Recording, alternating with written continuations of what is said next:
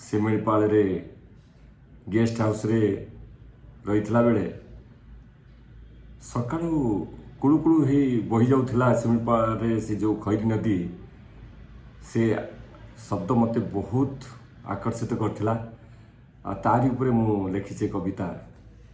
कवितार शीर्षक होची खैरी।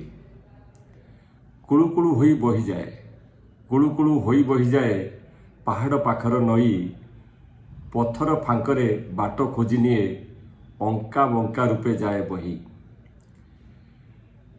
शिमिଳିपाଳର भेट ହେଲା मोर, शिमिଳିपाଳରେ भेट ହେଲା मोर, से केते कथा गला कही, केबेठु थिली मु तुमे अपेक्षारे, किया देखिबाकू आसिल नाही।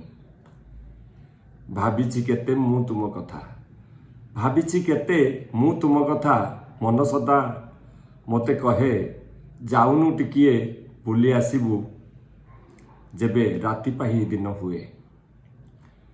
आसिबाकू खोजुथिली साथी, आसिबाकू खोजुथिली साथी, एका लागुथिला भय, दूर बाटकू अचिन्ना जगह, तेणु असंभव थिला प्राय।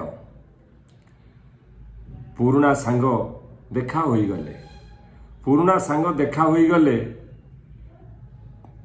पत्नी माने थिले साथे, सधर्मिणी मोर आगभर हेले, देईदेले हाथ मो हाथे। एमिति सुंदर तुमर चेहरा, एमिति सुंदर तुमर चेहरा, नामटी रखिच खैरी, जंगल पहाड़ चारिपाख घेरा, सौंदर्य देखिले जाए ना सरी, सौंदर्य देखिले जाए ना सरी। जय जगन्नाथ।